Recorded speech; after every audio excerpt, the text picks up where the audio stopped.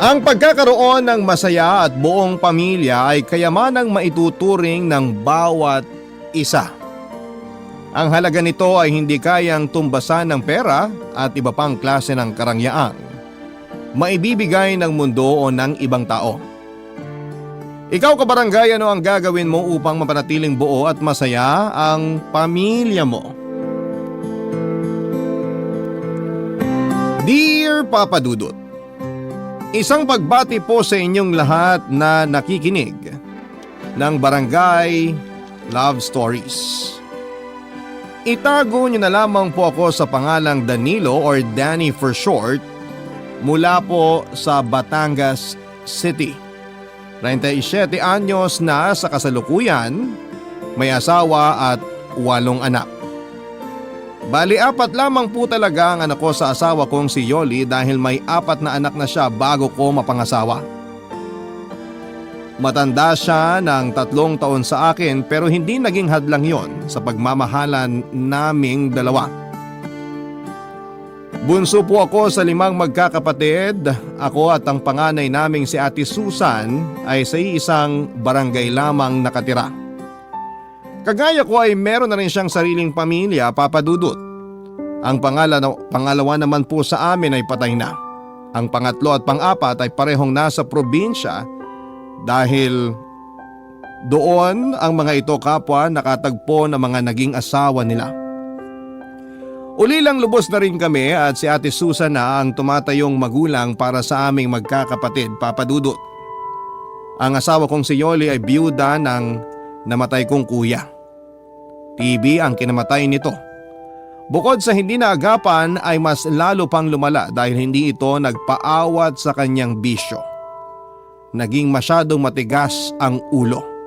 Hindi nakinig sa mga payo namin ni na Ate Susan pati na rin sa sarili nitong asawa. Buhay pa ng mga panahong yon ang aming ina at labis itong nasaktan at nagdamdam sa pagkawala ni kuya. Lalo pa at may naiwan itong asawa at 4 na anak.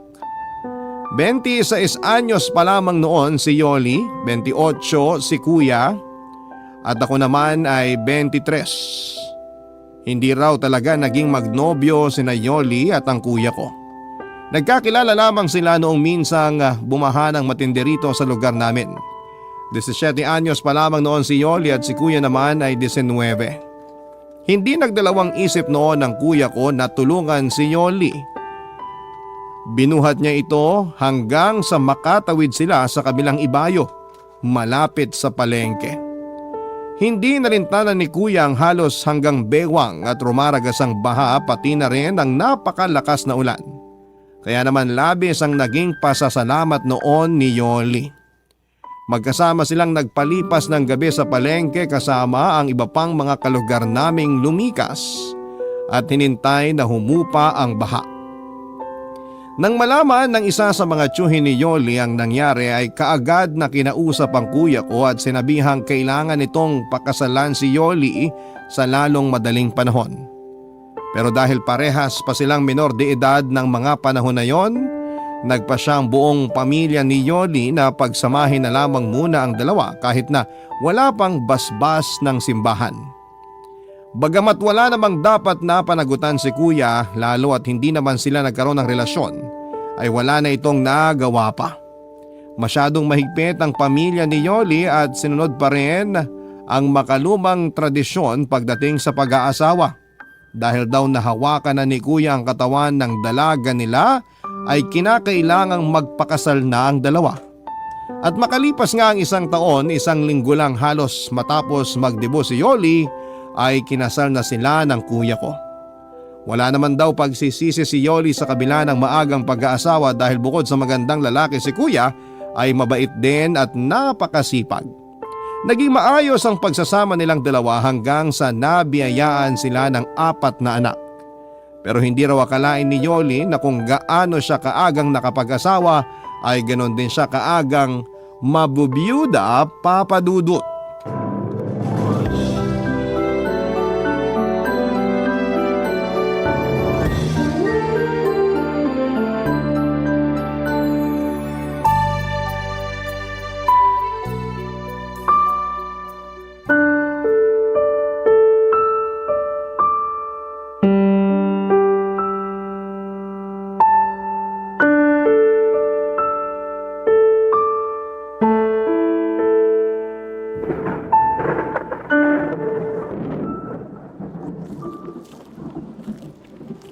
Ate Yoli, uwi na raw tayo, sabi ni Ate Susan.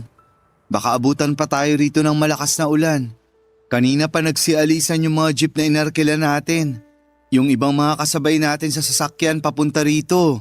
Doon na sa ibang jeep sumakay kasi gusto nang makauwi. Kaya ipinasundo ka na sa akin dito ni ate. Pagod na rin kasi siya at inaantok na. Tayo-tayo lang naman ang nagpalitan sa pagbabantay kay kuya mula una hanggang huling gabi ng lamay. Dito na lang muna ako, Danny. Hindi ko pa kayang iwanan ng kuya mo eh. Hindi pa rin ako makapaniwalang wala na siya. Hindi ko alam kung kaya ko bang tanggaping patay na ang asawa ko. Naiintindihan ka namin, te. Kahit naman kami, nahihirapan ding tanggapin na wala na si kuya. Pero kailangan mong magpakatatag para sa mga anak mo. Yun na nga eh. 4 ang iniwang anak ng kuya mo sa akin. Napakabata pa nila para maulila sa ama. Paano na kaming mag-iina ngayon? Paano ko bubuhayin ang mga anak ko kung ako na lang mag-isa? Nandito pa naman kaming mga kapatid ni kuya. Nandito pa ako. Hindi ko kayo pababayaan ng mga pamangkin ko. Hindi lang dahil pinangako ko yan kay kuya bago siya mamatay. Kusang loob kong gagawin yun kasi hindi naman kayo iba sa akin. Pero may sarili ka pa ring buhay, Danny. Lalo na't binata ka pa. Hindi mo naman kailangang obligahin ang sarili mo na gawin yun. Hindi mo kailangan saluhin yung naiwang responsibilidad ng kuya mo. Hayaan mo na lang ako sa gusto kong gawin, te. Nakapagdesisyon na ako. Hindi ako aalis sa inyo lalo na ngayong wala na si kuya. Delikado kung wala kayong kasamang lalaki sa bahay. Ewan ko, Danny. Hindi ko alam kung anong iisipin at mararamdaman. Napakabilis kasi ng mga pangyayari. Parang kahapon lang masaya pa kaming nagpaplano ng kuya mo para sa pamilya namin. Para sa kinabukasan ng mga bata. Tapos ngayon, nandiyan na siya sa ilalim ng lupa. Hindi na niya masasaksihan ng paglaki ng mga anak namin. Kung bakit naman kasi napakatigas ng ulo niya eh. Sinabi ko nang tigilan na ang pag-inom at paninigarilyo pero sige pa rin. Kung nakinig lang siya sa amin ni Ate Susan, edi sana buhay pa siya hanggang ngayon. Hindi na natin mababago ang mga nangyari nate. Siguradong may dahilan ng Panginoon kung bakit maagang nawala sa atin si kuya. Bilang ina, hindi ka dapat panghinaan ng loob. Kailangang mas maging matibay ka ngayon dahil 4 na bata ang umaasa sa'yo.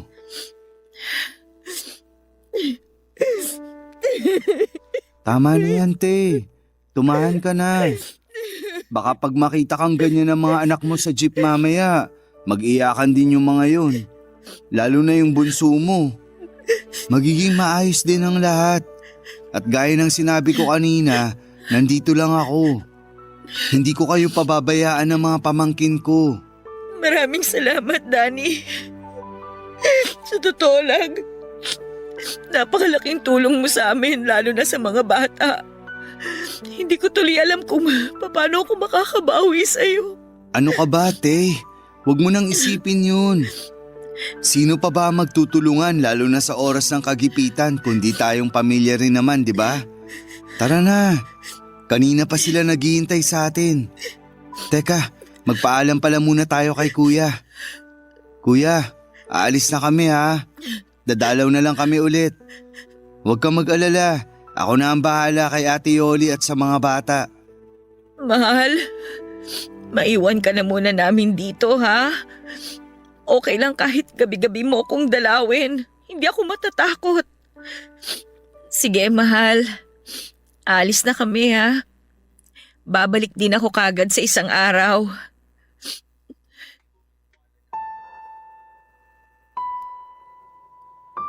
Bago ako tumira noon sa kuya ko Papa Dudut ay nagtrabaho muna ako ng ilang taon sa Rizal bilang panadero. Pero nang mabigo ako sa aking unang pag-ibig ay nagpasya akong umuwi muna rito sa Batangas. Para makalimutan ang babaeng nanakit sa puso ko at para na rin simula ng bagong kabanata ng buhay ko. Kargador noon sa palengke si kuya at paminsan-minsan ay isinasama niya ako para meron akong sideline. Hanggang sa isang araw ay may pinsang kami na nag-alok sa akin para magtrabaho sa pinapasukan nito bilang construction worker. Nagustuhan ko ang trabahong yon at tuwang-tuwa rin sa akin ang pinsan namin dahil masipag daw ako at mabilis matuto. Kaya naman tuwing may bago siyang project ay sinasama na niya ako palagi. Hindi na ako nakaalis kina kuya dahil maayos naman ang kita ko sa construction. Tuwing araw ng Sabado ay pumupunta kami kina Ate Susan para makipag-inuman sa aming bayaw. Dahil doon ay mas lalong naging matibay ang samahan naming magkakapatid. Kaya nang dumating bigla ang malaking pagsubok sa pamilya namin, ang pagkawala ni Kuya ay kami ni Ate Susan ang nagtulungan sa pag-aasikaso mula sa gastusin sa ospital hanggang sa pagpapalibing sa kapatid namin. Tinupad ko rin ang pangako ko kay Yoli na aalalayan at tutulungan ko siya sa pagpapalaki at pag-aalaga sa 4 na anak na naiwan sa kanya ni Kuya. Laking pasasalamat niya dahil nang mabiyuda siya ay sa kanila pa rin ako nakatira.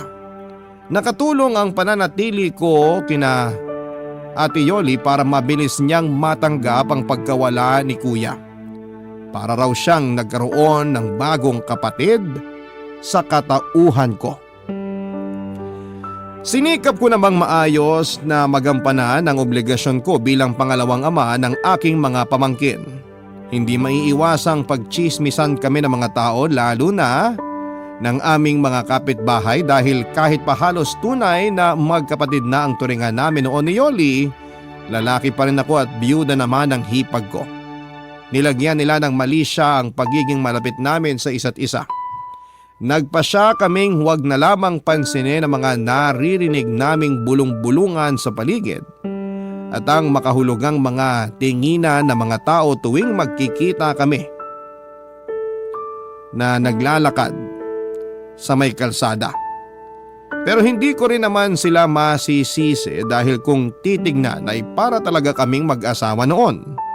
Parang isang masayang pamilya, Papa Dudut. Close sa akin ang mga anak ni Kuya.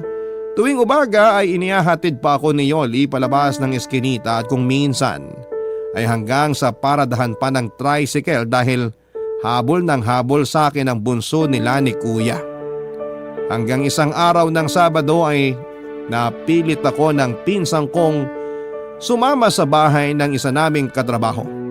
Birthday daw kasi nito at naghahanda para lang sa amin. Nag-alala ako dahil alam kong hinihintay ako ni Yoli at ng mga bata lalo na at kapag ganong araw ng sahod ay palagi akong may pasalubong sa kanila. Pero dahil nga sa napasubo na ako ay sa pinuntahang birthdayan ay hindi naiwasang naparami ang inom ko noong magkasarapan na. Inihatid pa ako ng pinsan namin pauwi kina Yoli dahil lasing na lasing ako. Ang inaasahan ko ay tulog na ang mag-iina dahil mag-aalas 11 na yon ng gabi pero nagulat ako nang pagbuksan ako ni Yoli ng pintuan, Papa Dudut.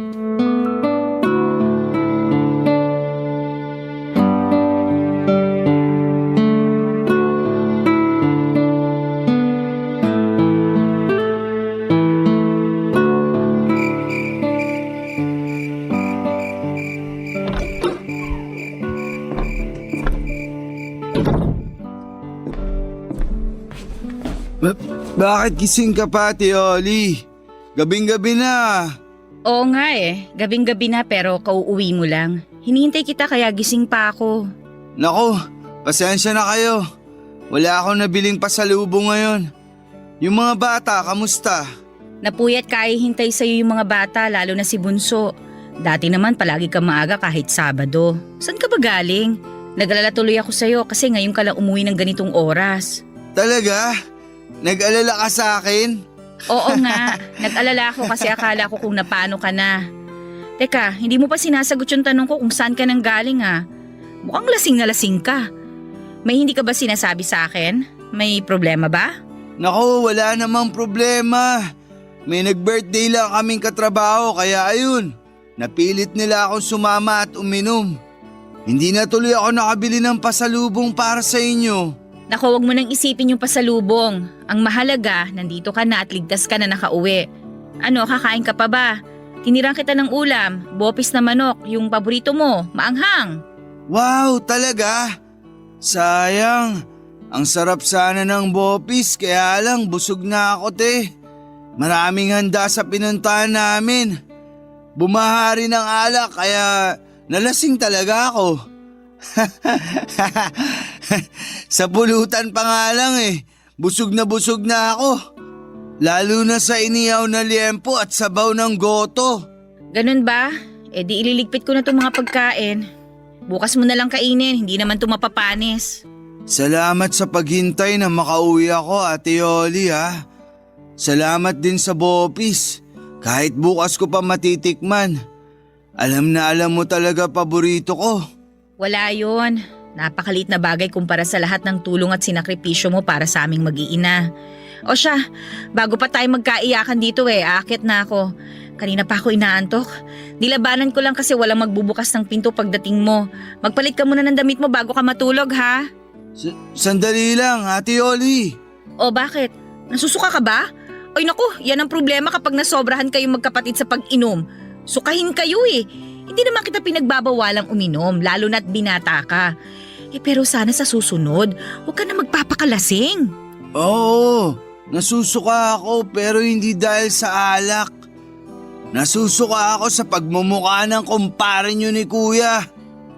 Balita ako, dinidiskartehan ka raw nun. Paprangkahin na kita, Teoli. Hindi ko siya gusto para maging kapalit ni Kuya.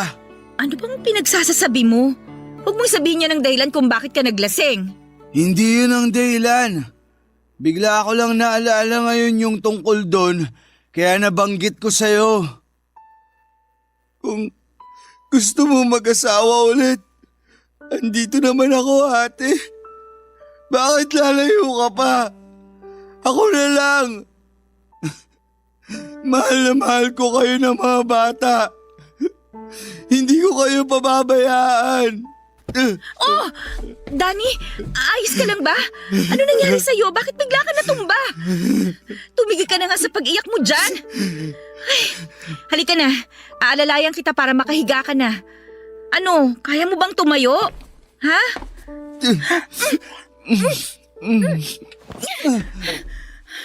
Hinalikan mo ko? Nababaliw ka na ba? Nakalimutan mo na ba kung sino ako? Asawa ko ng kuya mo, Danny. Siguro nga nababaliw na ako, ate. Nababaliw ako kasi gusto na kita.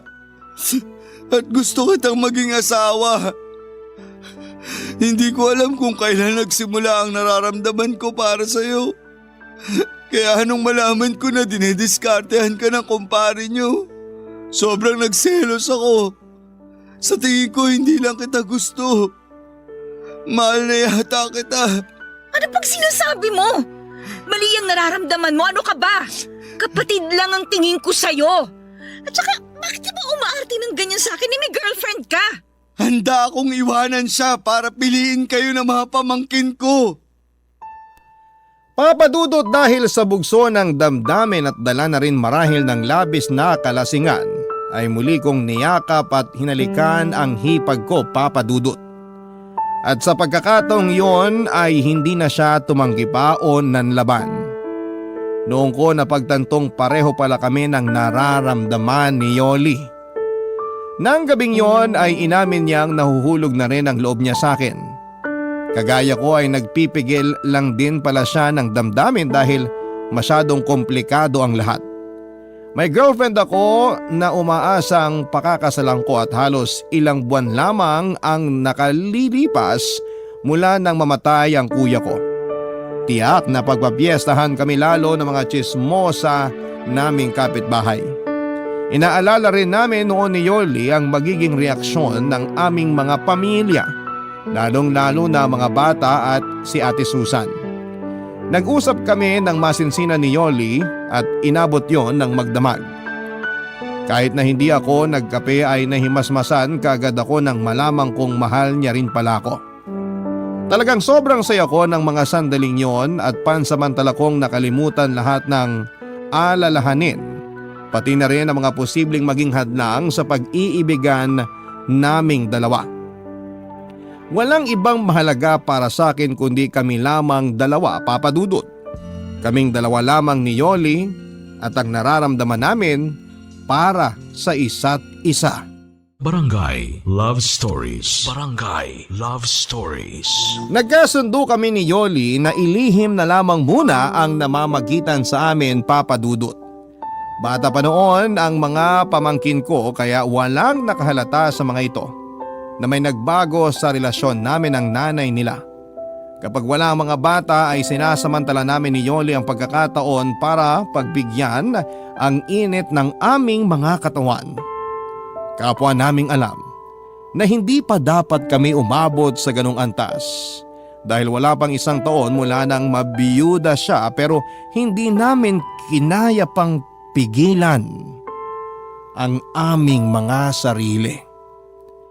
Maputi si Yoli, tuwid ang itim at hanggang balikat niyang buhok at medyo malaki ang mga mata. Pero bumagay naman sa hugis ng kanyang mukha. Sakto lamang din ang height niya at maganda pa rin ang hubog ng katawan kahit 4 na ang anak.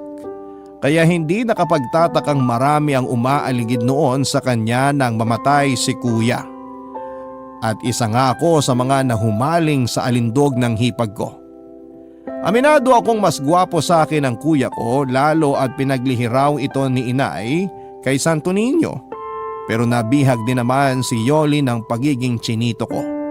Medyo may kapayatan ang aking katawan pero matangkad ako at makisig tingnan. Kulot ang aking buhok na namana naming lahat na magkakapatid sa aming ama. Hindi nalalayo sa itsura ko ang mukha ng aking mga pamangkin kaya parang talagang nagmula sila sa akin. Hanggang sa dumating na nga ang araw na kinakatakutan namin. Lalong-lalo na ni Yoli. Nakarating na sa panganay kong kapatid na si Ate Susan ng chismis tungkol sa amin ng aking hipag. Isang araw ng Sabado pag uwi ko galing trabaho ay naabutan ko si Ate Susan sa bahay. Kausap ang namumutlang si Yoli, Papa Dudut.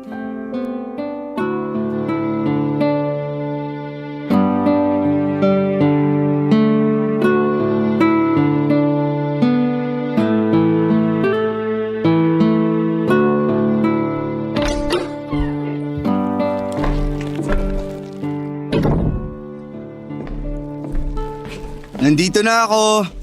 Oh, nakauwi ka na. Buti maaga ka. Oo nga. Oh, Ate Susan, nandito ko pala sa bahay. Ba't talagang tatay na tatay na ang dating mo ngayon, Danilo, no? Huwag mo pa rin kalimutang anak sila ng kuya mong namatay at yuhin ka lang nila. Ate Susan naman, syempre alam ko yun. At hindi ko yun makakalimutan. Teka, bakit parang masyado yatang mainit ang ulo mo, te? Oh, heto. Kain ka nito mga dala kong tinapay at ititimpla rin kita ng kape kung gusto mo para may panulak. O baka mas gusto mo mag soft drinks ngayon. Yun na nga lang siguro para naman lumamig ang ulo mo. Tagal mong hindi nagawi rito sa bahay tapos mukhang mauuwi pa yata sa tampuan tong pag-uusap natin. Napaka-busy kong tao, alam mo yan. Kaya hindi ako nagpunta lang dito para makipagdaldalan. Ang dahilan kaya ako napasadya dito, bukod sa namimiss kong mga pamangkin ko, gusto ko rin kayong kausapin ng masinsinan ni Yoli.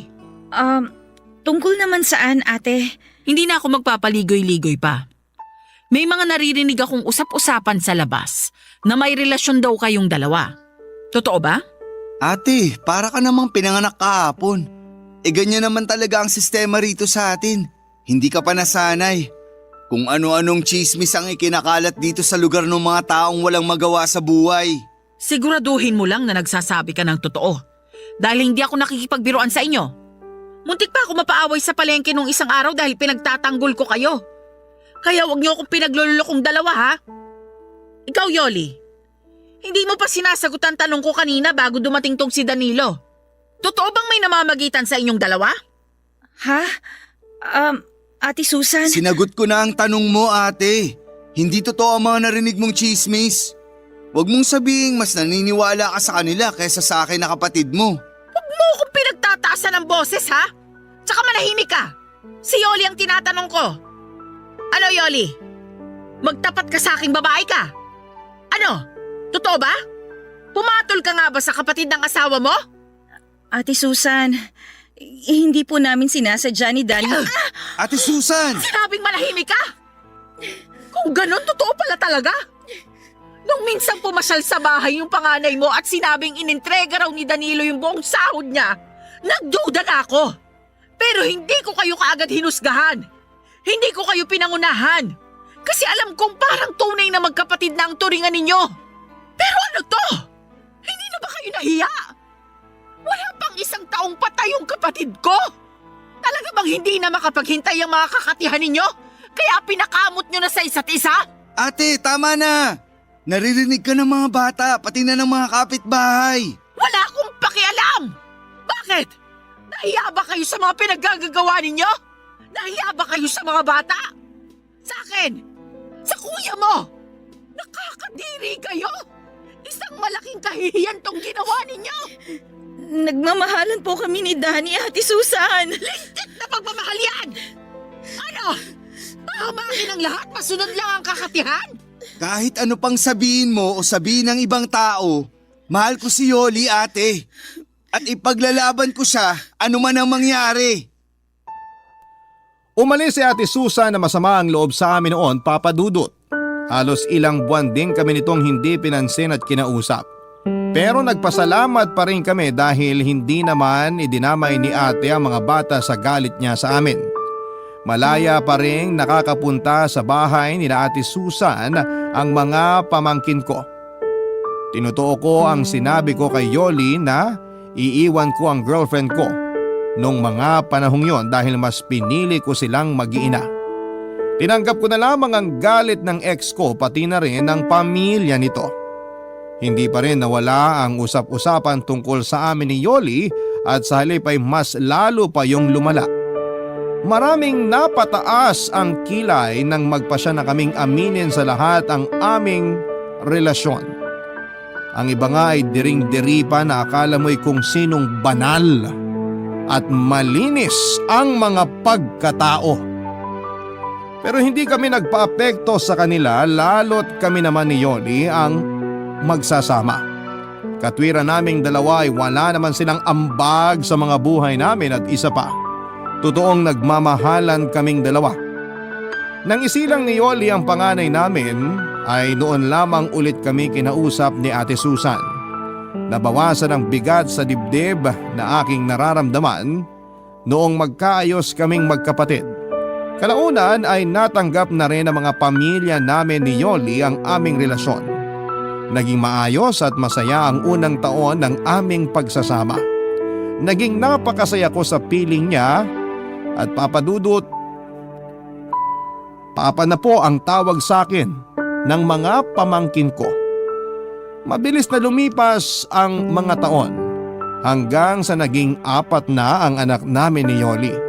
Kinailangan ko nung magdoble kayo dahil sa paglaki ng aming pamilya. Halos gawin ko ng araw ang gabi para lamang matustusan ang lahat ng pangangailangan ng aking mag-iina. Pero kung kailan nagsisipag-aral na ang mga pamangkin ko ay saka naman ako natutong bumarkada at magbisyo noon, Papa Dudut.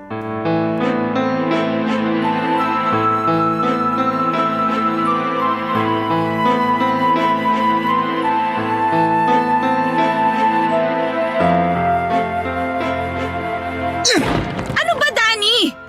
Ang aga-aga nagwawala ka dyan. Hindi ka na nahiya sa mga kapitbahay natin. May mga natutulog pa ng ganitong oras, oh. Ano naman ngayon? Sa mainit ang ulo ko eh. Paano ba naman? Nagpapakapagod lang pala ako sa wala eh. Ni hindi ko man lang mapakinabangan yung pinaghirapan ko. Linggo pa lang ngayon pero wala na agad tayong pera. Saan mo ba dinala yung inintrega ko sa'yo kagabi? Ibinayad ko na sa mga kautangan natin. Doon ko dinala yung pera. Yung natira, ibinili ko ng bigas, gatas at diaper ng bunsong anak mo. Hindi ko na nga nabayaran si Ate Susan sa mga nautang kong pamasahe mo mula Lunes hanggang Sabado eh. Wala ka ng ibang bukang bibig kundi ibinayad sa utang. Lintik na mga utang yan. Ano, ako na lang lagi? Ako na lang aasahan nyo sa lahat ng mga gastusin dito sa bahay? Natural, ikaw ang aasahan namin. Ikaw ang lalaki, di ba? Ikaw ang padre di pamilya. 4 na ang anak natin at ilang taon na lang may estudyante ka na. Sabay-sabay na mag-aaral ang mga bata. Tapos sinasamahan mo pa ng bisyo, kakarampot na nga lang ang kinikita mo. Kulang pa nga yung sahod mo sa'yo kung tutusin. Kaya huwag kang magre-reklamo dyan kung linggo pa lang wala ka ng pambili ng ulam. Kung hindi ka bumili kagabi ng alak at sigarilyo, di sana may pera ka pa ngayon. Wala kang pakialam kung saan ko gustong gastusin ang pera ko. Dahil pera ko yon. Uubusin ko yon kung kailan at saan ko gusto. Hindi ko na kayang sustentuhan ang mga anak nyo ni Kuya. Malalaki naman na sila kaya magtrabaho ka na. Ganon. Pabigat na pala ang tingin mo sa mga anak ko ngayon. Kung hindi mo ako binubuntis taon-taon, di sana nakakapagtrabaho ako. Nakakatulong sana ako sa mga gastusin dito. At saka ang lakas naman ng apog mong magreklamo samantalang ikaw naman na nag-aaksaya ng pera sa mga bagay na walang kwenta. Ano ba nangyari sa'yo? Nasa na ba yung Danny na mabait, mapagpasensya, malambing at responsabling ama? Nasaan na ang Danny na minahal ko? Pwede ba, Yoli? Tigilan mo nga yung kadramahan mo. Wala akong panahon sa mga ganyan. Pagkain ang kailangan ko kasi gutom na ako. Gawan mo ng paraan yung pambili ng ulam. Pag lalo akong nayamot, babasagin ko lahat ng mga gamit dito sa bahay. Di basagin mo?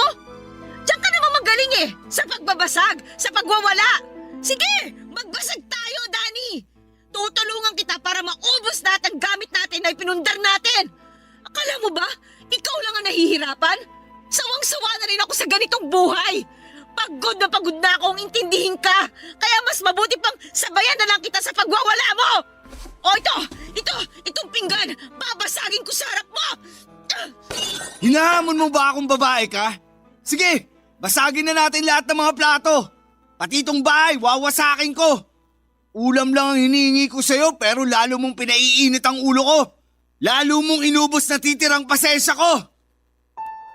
Nagising ang mga bata dahil sa gulo namin ni Yoli habang nag-aaway papadudot. Malakas na nagsipag-iyakan ang mga ito, lalo na ang aming bunso. Nagsilabasan maging ang aming mga kapitbahay. Ang iba ay umawa at ang iba naman ay nakiosyoso lamang sa mga nangyayari.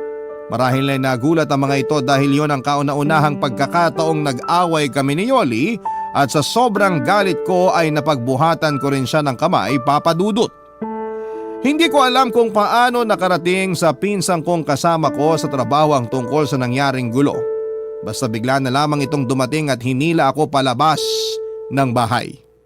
Ang buong akala ko noon ay susuntukin ako ng pinsan ko pero hindi naman ganon ang ginawa nito. Kinausap lamang ako ng masinsinan hanggang sa ako ay mahimasmasan. Hindi umalis sa amin ang aking pinsan hanggat hindi kami nagkakaayos ni Yoli. Sinsero akong humingi ng tawad sa kanya at pinaliwanag kong nadala lamang ako ng emosyon.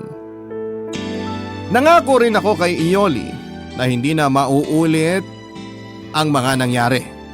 Lalo at kitang-kita ko noon ang takot sa mga mata ng aking mga anak, papadudot. Barangay Love Stories. Barangay Love Stories. Papadudod sa paglipas ng mga araw ay mas lalo pang lumala ang pagkalulong ko sa barkada at sa bisyo. Hindi na lamang sa alak at sigarilyo na uubos ang pera ko dahil natuto na rin po akong gumamit ng ipinagbabawal na gamot. Napakabilis uminit ng ulo ko lalo na kapag hindi ako nakakatikim ng droga. Umabot na sa puntong pati ang mga bata ay napagbubuhatan ko na rin ang kamay. Doon na nagpasya si Yoli na maghanap ng trabaho. Dahil kung hindi niya yon gagawin ay mamamatay sila sa gutom ng mga anak namin. Ipinasok siya ng isa naming kapitbahay kina Mang Densyo, isa sa mga pinakamayaman sa aming lugar. 65 anyos na ito ng mga panahon na yon at biyudo. Makisig pa rin tignan sa kabila ng edad nito at malakas ang dating palibasa ay may pagkamistiso. Nag-iisa lamang sa malaki nitong bahay ang matanda pero suportado ng mga anak na nasa Italia. 4 ang anak ni Mang Densyo at ang 3 ay sa ibang bansa na naninirahan. Isa na lamang ang naiwang anak nito sa Pilipinas, ang bunsong lalaki na nag-aaral ng kolehiyo. Nung una ay 3 beses lamang kung magpunta si Yoli sa malaking bahay para maglaba at mamlansya. Tuwang-tuwa siya dahil maayos magpasahod si Mang Densyo at palagi pa siyang may dalang pagkain pag uwi sa bahay namin. Ako naman, Papa Dudut, ay natuwa rin ng mga panahong yon dahil solong-solo ko na ang aking sweldo. Wala na magreklamo at magbubunga nga kahit ubusin ko pa lahat ng pera ko sa aking mga bisyo. Hanggang sa ang 3 araw na schedule ng pasok ni Yoli sa malaking bahay ay nadagdagan pa ng 3 araw, Papa Dudut.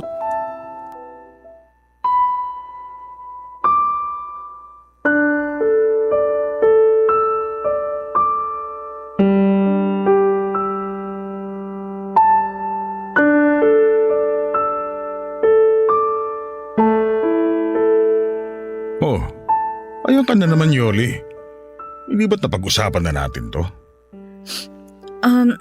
Oo, pero parang hindi ko kayang gawin eh. Hindi ko kayang pagtaksilan si Danny, Densyo. Sa una ka lang naman makokonsensya. Kapag tumagal masasanay ka na rin. Kahit naman may edad na ako, malakas pa ang tuhod ko.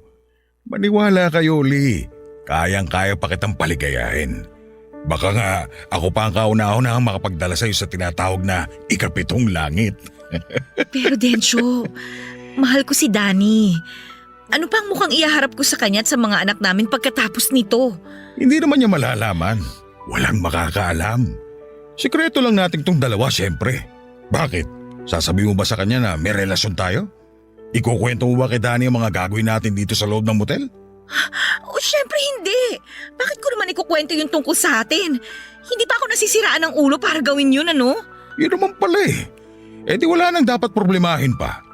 Alam mo, kung ako sa'yo, relax ka lang. Hindi naman ako nangangagat. Hindi rin ako nananakit. Kahit matagal na akong takam at gigil na maangkin ka, hindi naman kita pupuwersahin. Matagal mo na palang pinag-iisipan to? Oo, Yoli. Matagal na kitang gusto. Hindi ka pa nabubiyuda noon napapansin na kita. Dapat nga liligawan kita kaya lang naunahan ako ng bayaw mo. Mas bagay sana tayo kasi biyudo ko tapos biyuda ka naman. Maganda sana ang kombinasyon nating dalawa. Hindi ko alam kung anong sasabihin ko. Wala ka namang dapat sabihin. Ang totoo niyan, may isa akong inutusang tao para subaybayan ka. Ganoon kita kagusto. Kaya nung malaman kong problemado ka kay Danny, lalo na sa pera, sinabi ko sa tao ko na alokin kang pumasok sa akin bilang labandera.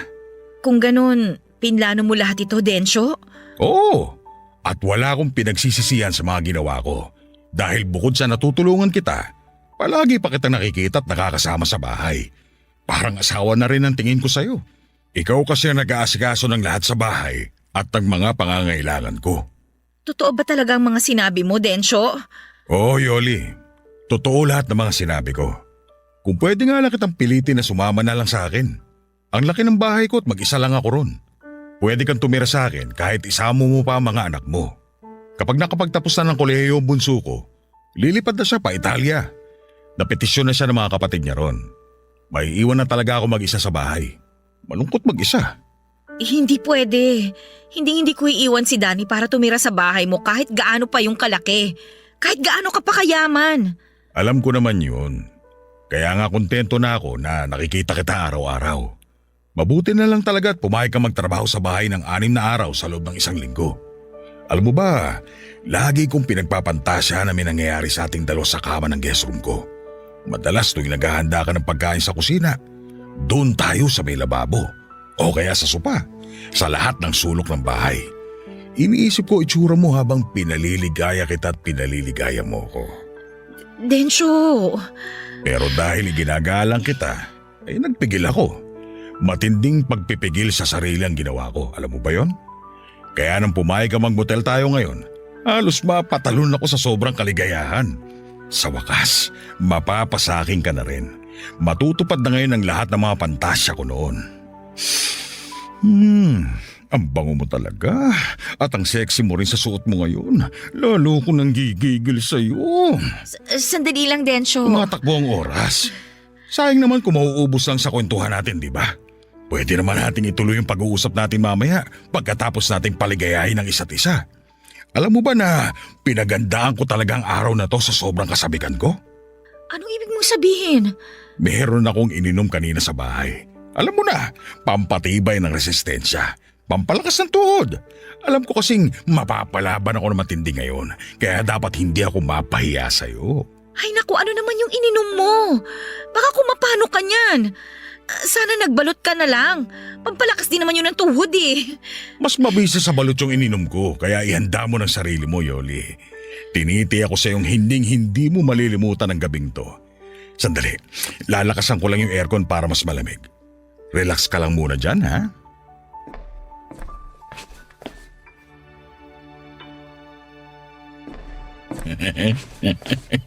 Ayan, mas malamig na. Okay na ba sa'yo ang ganyang lamig? Okay na sa akin. Okay. Ano, sisimulan na ba natin? Kanina lang, kabang-kaba ka na. Tapos umiiyak ka pa. Pero ngayon, parang ikaw pa tong masabi kesa sa akin. Iba ka talaga, Yoli. Halika na, humiga ka na sa kama. O baka gusto mo, ako muna ang hihiga at ikaw muna ang... Densyo? Okay ka lang ba? Hindi ako makahinga, Yoli. Bakit? Ano nangyayari sa'yo? Ay! Densyo! Densyo! Tulong! Tulungan niyo kami! Tulong! Densyo! Papadudot dahil sa labis na pagkataranta sa mga nangyari kay Mang Densyo ay nakalimutan na ni Yoli kung nasaan sila ng mga oras na yon. Nagsisigaw siya para humingi ng tulong at kaagad namang may sumaklolo sa kanya na staff ng nasabing motel at inalalayan si Yoli palabas ng kwartong kinuha nila ng kabit niyang matanda. Pagdating sa counter ay kaagad na tinawagan ni Yoli ang bunsong anak ni Mang Densyo para ipaalam kung ano ang nangyari sa tatay nito. Sumama si Yoli hanggang sa ospital at nalaman niyang inatake nga sa puso si Mang Densyo. Bukod sa matinding emosyon dulot ng pananabik kay Yoli ay na-overdose din pala ito sa ininom na tableta na mabisa raw para maging mas matikas ang pagkalalaki niya. Sa kamalasan ay naging sanhi pa yon para bawian ito ng buhay. Hiyang-hiya si Yoli sa anak ni Mang Densyo at sa lahat ng mga taong nakasaksi sa nangyari, Papa Dudut. Sinisi rin niya ang kanyang sarili sa pagkamatay ng matanda. Tama nga ang sinabi sa kanya ni Mang Densyo na hinding-hindi malilimutan ni Yoli ang gabing yon na nagsilbing bangungot para sa kanya. Mabilis na kumalat sa lugar namin ang tungkol sa iskandalong kinasangkutan ni Yoli. Sa halip na umuwi sa bahay namin ay doon siya nagpunta sa matalik niyang kaibigan na nakatira sa kabilang bayan. Nang mabalitaan ko yun ay gumuho ang mundo ko. Para po akong pinagsakluban ng langit at lupa. Parang sinaksak ng libu-libong punyal ang aking dibdib. Pakiramdam ko rin ay kaya kong pumatay ng tao ng mga oras na yon, Papa Dudut.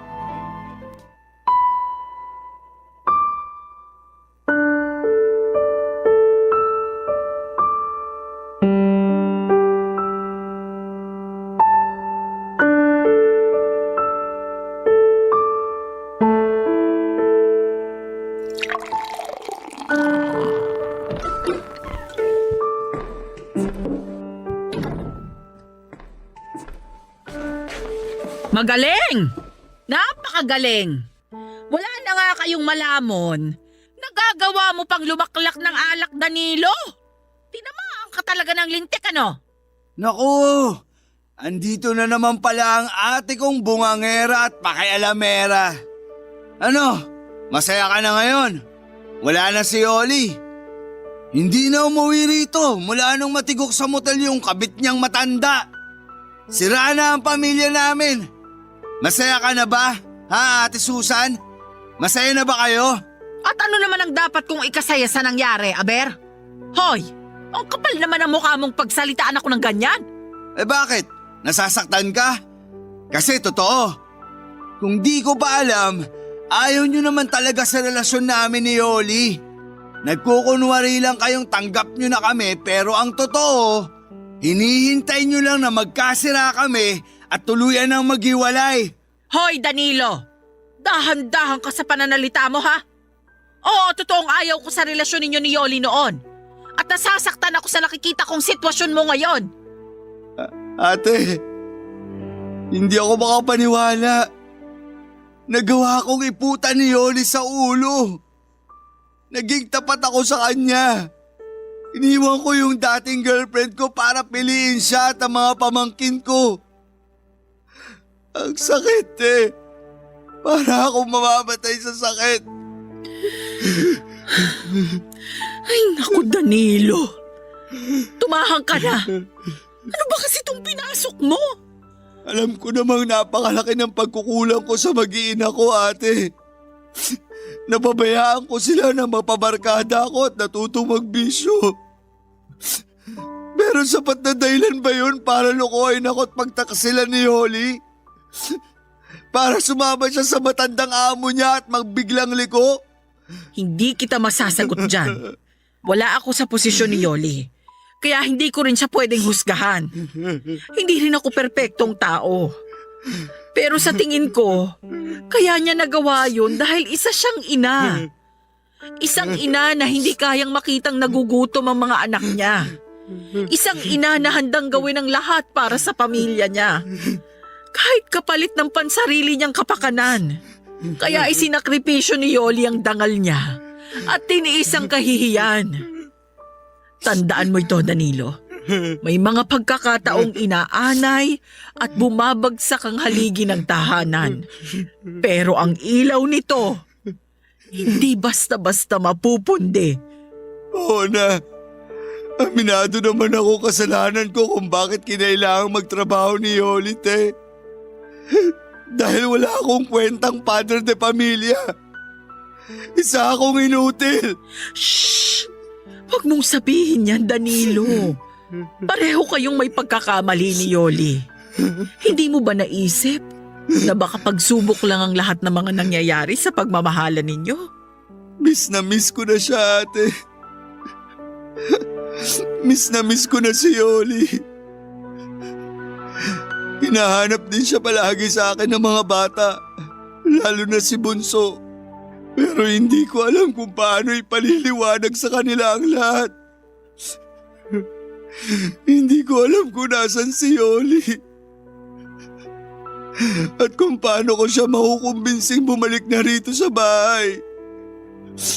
Dahil sa kabila ng mga nagawa niya, mahal na mahal ko pa rin siya.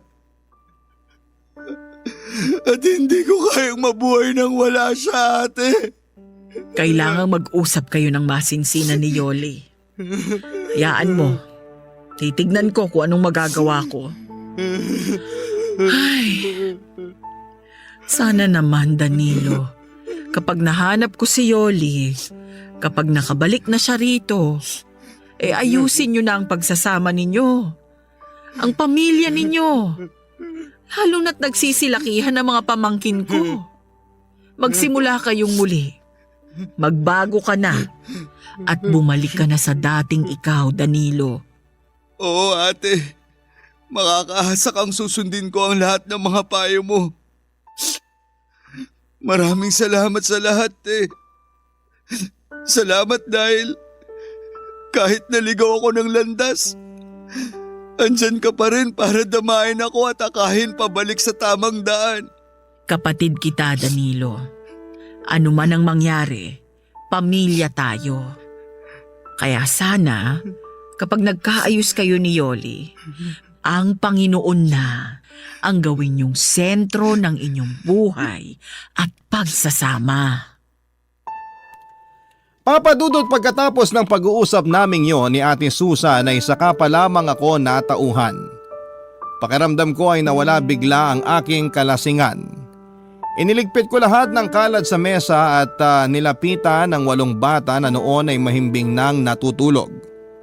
Umupo ako sa isang sulok ng higaan at tinitigan sila. Hindi ko napigilang mapaluha noong maalala ko ang pangako ko noon kay Yoli at sa namayapa kong kuya na aalagaan ko silang mag-ina at hindi ko pababayaan.